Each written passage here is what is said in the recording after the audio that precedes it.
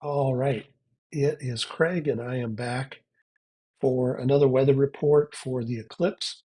It is Sunday night, April 7th. It's about 7 o'clock Central Time where I'm at, and we are taking a last look at the weather before tomorrow morning. Now, we will actually take another look in the morning to see if anything has changed, but this is the first time that we've had the more accurate forecast in our aviation weather, which we call the terminal area forecast. The difference between MOS, which is what I've been using, and the TAFs, which are the new ones, is that MOS is entirely computer generated. And I don't think it's really an AI thing, but it looks at the conditions that are predicted, and it looks at historically what have those conditions produced at this location. And so there's a certain amount of knowledge of the location of the forecast. Since they're computer generated, they're available for more airports than the terminal area forecasts are. And the terminal area forecasts are prepared every 6 hours. They go 24 hours and they're prepared by people. Let's take a look at the spreadsheet and see where we're at. The reports have gotten a little bigger, and I'll explain as we go. We've already given up on Texas, but we note that DeQueen, Arkansas, in northern Arkansas, has come up to 12,000 foot scattered. And if you recall, the different classifications are few, scattered, and broken. Few is obviously very few clouds. Scattered is more than a few, and broken is a lot more than a few. It's more clouds than sky. And so we want for the eclipse to ideally be in either clear or few clouds, and we'll accept scattered if that's all we can get. So what we have in Queen, it's come up to 12,000 scattered from 12,000 broken. So down there they may have a view of the eclipse. Russellville, Arkansas has been solid for all weekend at the scattered level. And so that suggests to me that maybe they've got a good grip on what it's actually going to be. I don't have a terminal area forecast that's close to that location, and so I can't really confirm it. Pocahontas, Arkansas is just a little airport that I picked in the northern part of Arkansas, and Poplar Bluff, Missouri are both holding to what they were last night at 12,000 feet few. And so in the back of my mind, I'm kind of thinking Poplar Bluff might not be a bad place to go to have a better chance at getting a good view of the sun tomorrow afternoon. Then we start getting into some uh, cases where we have the terminal area forecast. In Cape Girardeau, which has been holding pretty steady at the scattered classification of clouds, the TAF has the clouds higher, but that's okay because the MOS, the MOS forecast really is 12,000 or greater. So 25,000 is greater than 12,000. It's a scattered layer of clouds. Sometimes those ones that are very, very high are very, very thin. In fact, they're almost always very, very thin. And so a very high scattered layer is probably um, better than a lower scattered layer. In fact, we can probably take that as a fact that it's going to give you better visibility than a lower scattered layer would. Marion, Illinois, which is pretty close to where I am currently at, we are in DeQuoin, Illinois, and there's a whole story behind that and how we got our hotel room, and I won't go into that. Um, they are holding solid at scattered, and the TAF in Paducah, Kentucky, which is south of here, uh, gives it as 25,000 feet scattered. So the Moss says greater than 12. The TAF says 25,000, which is consistent. And so that may not be too bad here in the area of Carbondale, Illinois, is where that's at. Washington, Indiana, as we move further north, is sticking at 12,000 scattered. Bloomington, Indiana, is also sticking at that scattered category. And the TAF for Bloomington has the clouds at 24,000 feet, again suggesting that they might be thinner and it might not be as much of a obscuration of the sun.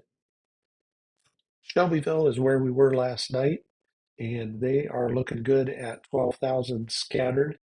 But what's really weird is if you go just a few miles away to the northwest and pick up the Indianapolis terminal area forecast, they are saying 3,500 feet few, but then a ceiling at 25,000 feet broken.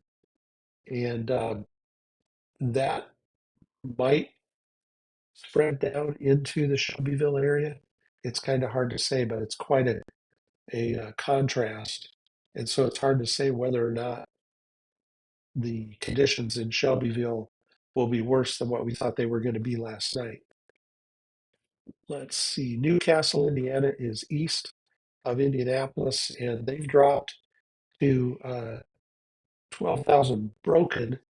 They were scattered before, so that's not necessarily a good sign. But what is amusing about that forecast is that 8 minutes before totality, the forecast says, it's going to be scattered. So we've been telling you that it's going to be scattered all weekend. Now we tell you it's going to be broken. 8 minutes before totality, everything's going to be fine. It's going to be scattered and it'll be much better. So I don't know what to say for the folks in Newcastle and technically in the Indianapolis area. My guess is they'll get a nice view of the eclipse, but the forecasts are kind of conflicting right now. Lima, Ohio is 12,000 scattered, which is what they've been for the last couple days. Findlay, Ohio is saying 25,000. So again, that might be a thinner style of clouds, and so they may have a good view on Monday afternoon. As we go farther up toward the Great Lakes, things get worse. Cleveland looked like it was promising this morning, but tonight they're back to a 9,000 foot broken. Again, the TAF for Cleveland, which is allegedly a better forecast, is calling it 4,500 scattered. So it's possible that they'll have a better view than what that 9,000 broken suggests. Buffalo, New York is still at 4,000 broken. The TAF still has a broken layer just higher up. Uh, Watertown is another weird one. They looked better this morning at 12,000 scattered. Tonight they're 12,000 broken, but the terminal area forecast for Watertown is calling it 25,000 scattered. So it's possible that Watertown, New York will have a good view of the eclipse. And then Burlington, Vermont, which is Plattsburgh is the airport that I'm using. They're forecasting 12,000 broken. And again, the terminal area forecast is saying 22,000 scattered. So uh, the scattered forecast is basically the same as what it was this morning when the Moss said 12,000 scattered. Um, but now Moss is saying 12,000 broken. So that one's kind of up in the air. And finally, we have our hero, Holton, Maine, uh, at 12,000 feet few. And TAF puts it at 25,000 feet few, which means they should have a pretty nice view of the eclipse up there in Holton, Maine. Now, we originally set out for New England, as I said, and Holton was going to be our destination. And the more we thought about it, the more we realized, even if the weather is really good, we're not going to be able to find a place to park. That's where everybody is going to be. Holton is a town of about 6,000 people.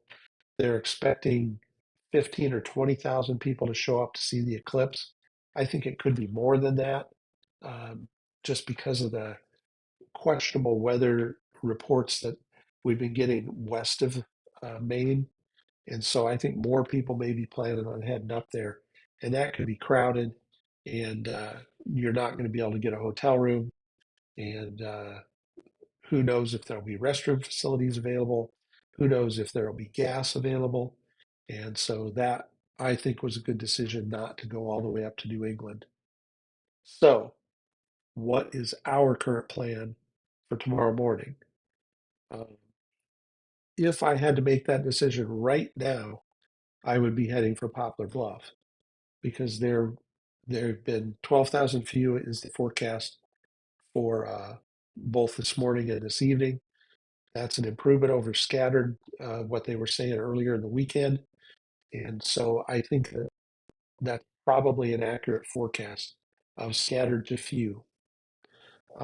Here in the Carbondale area, we have a scattered forecast, but Paducah, Kentucky is calling it 25,000 feet. Now, they're not very close to us, but they're close enough that it might be that that's the same level of clouds that the Moss forecast is talking about at 12,000 feet, might actually be at 25,000. Um, so it's very possible that Carbondale is going to have a decent uh, view of the eclipse tomorrow afternoon. So that was, if I was making the decision right now, I would jump in the car and head to Poplar Bluff. We have another forecast at 6 a.m. Central Time tomorrow morning that's going to be even more accurate, hopefully, than this is. And again, it's going to be the places where we have the terminal area forecasts are the ones I'm really interested in because I trust those forecasts a little bit better. Right now, Poplar Bluff looks like a good choice. Carbondale, you're hanging right in there. If you're up in the Indianapolis area, um, go south. You might have a better view than you're going to have uh, east of Indianapolis. And then things go downhill once you get north of Cleveland. So that's the report from Sunday night in roughly Carbondale, Illinois. And we will check in with you again tomorrow morning, assuming we can get a good internet connection and have somewhere to go and to put this report together. So good luck with your eclipse chasing tomorrow. Don't forget your glasses. Don't be looking at the sun without those eclipse glasses on. And but once you have totality, you can take those things off, and you should. And make sure that you look around and don't just look at the sun, because the effects of the eclipse are pretty stunning, uh, all the way 360 degrees around you, not just that one black hole in the sky. So have fun. We'll check in with you tomorrow. Thanks.